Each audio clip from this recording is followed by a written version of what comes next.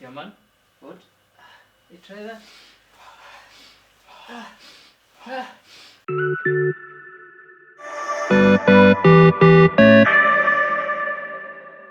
Hi good people, welcome back to another new episode with the Martins.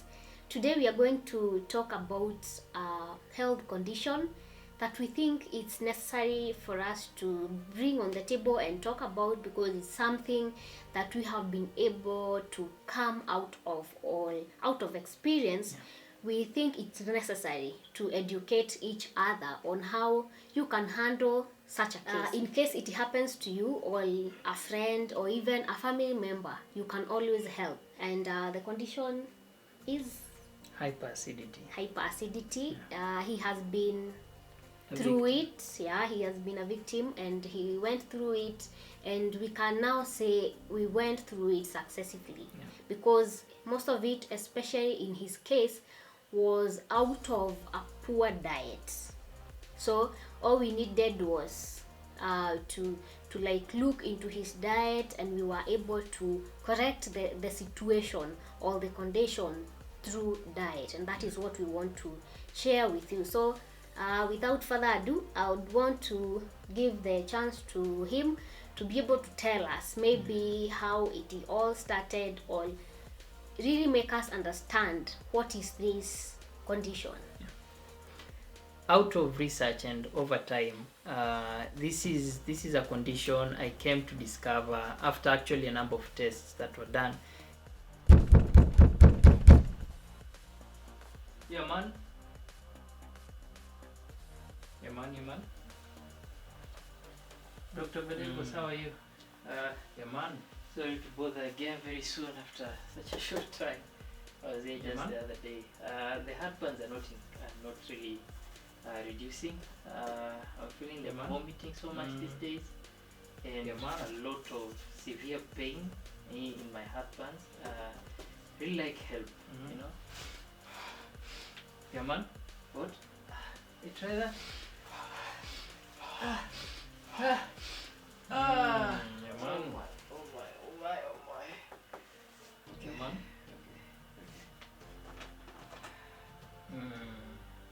Yeah, man. Yeah, man. That's good antacid. Okay. Right there. See you soon. Yeah, man. Goodbye. Yeah, man. Is caused by a bacteria known as H Pylori bacteria that usually affects your digestive tract. It's mainly from contaminated water or not very well cooked food, and is very easily transmittable. In fact, according to WebMD, it's a bacteria that is in approximately 2/3 of the world population. However, not everyone experiences the symptoms of hyperacidity as a result of the bacteria. But in my case, and among some of my friends and colleagues that I know about, it's something that brings about the hyperacidity, and coupled with poor diet, it's something that can be very painful and catastrophic. In my case, I know it's something I acquired. I believe hyperacidity is something I've been struggling with since high school, campus, and for a greater time after campus. And what usually happens for me, it has a number of triggers to it. And normally whenever I consume very cold food or slightly warm food, or I consume spicy food in large amounts, or I consume things like wheat products, bread, chapati, pancakes in large quantities, this usually brings about that high acidity reactions, and after a while you're not able to really even consume other issues, because some of the symptoms you'll experience is the heartburn, you'll experience very poor diet, very poor appetite. At other times you want to even feel like vomiting, and even at times even just the lack of food just by itself brings about issues of acidity. In your case, maybe you are able to tell people that it was mostly because of eating a lot of chapati. That was your best meal, and especially when you are bachelor. I think that was my favorite So for I a very get, long yeah, time. I'm able to get those stories, and I got to know that he used to eat chapatis day in, day out. That's true. Like that was his diet. So what we are talking about, or what we are trying to say, is poor diet is the cause of all these issues, or most of these issues that affect our health. Yeah, and once I think it got to a point where it became extreme. I was still consuming. I think I used to have a favorite of scones and black tea mixed with lemon and a lot of ginger. That was like a favorite meal that I used to have a lot. And I think it got to a point after consuming that, after that, the next meal is chapati, maybe with some bean stew. And in the evening I will still take maybe a chapati, rice and some stew. You know, and in the process that the wheat, I used to eat a lot of wheat products. So in the process that accumulates, and it got to a point I had to go get tested because it was now extremely painful now because of the hyperacidity reactions.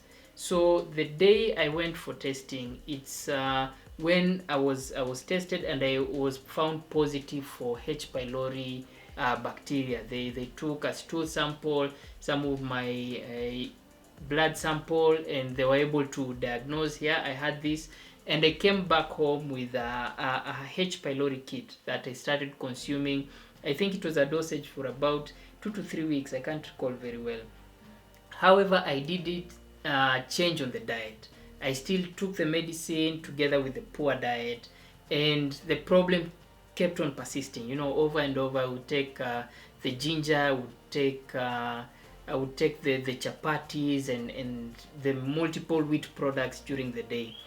And eventually I had to now really reevaluate, because now the pain was a bit extreme. So I had to reevaluate and I had to change my diet. And one of the people that really assisted me with that is yours truly. Tell them. Yeah. Yeah, she really came out quite strongly and helped shape the diet, a proper diet. Maybe you can tell them more about the diet that now we had to now adopt. One of the things we did is reduce on wheat. I rarely cook chapati, and I make sure, even when we go maybe for an outing or we have visited someone, and there is in the diet there is chapati and other stuff, we go for the other stuff. We make sure to really avoid chapatis, anything wheat, not really chapatis only. We avoided white bread. We didn't try taking brown bread, because even these days the breads that are there are available in our stores or shops, they are literally not good breads. Brown, even if they are written brown bread, they are not really. So what we did, in short, we replaced wheat with other stuffs like sweet potato. We also replaced Arrowroots. With arrowroots, and boiled maize, and eggs. So literally those are those things make up most of our breakfasts. Even porridge and and porridge, and in those and even in porridge and tea, we reduce tea quite a lot. We are not lovers of tea actually, so we replaced tea with porridge. And also we cut down on sugars. We don't take sugar, and if we do, it's very rarely, maybe when we have visited people and they are taking sugar. So we reduce most of those things that we felt were the cause of the condition. And one of the things that we increased, or I think helped us, is increasing even the amount of cabbage. Cabbage in the diets. A lot of vegetables. A lot of vegetable, but especially cabbage. Cabbage is very good in that case. So we reduce spicy food. Yeah, quite Our food, actually our food are spiced with vegetables. Yeah. The likes of hoho, the likes of raw ginger, all really not processed stuffs. They are those raw vegetables that we are able to get in the market. So it doesn't mean that we eat less spiced food. The only thing we did is to change the type of spices from the spices that we buy, the processed ones, to now the market, or the vegetables that we get readily in the market.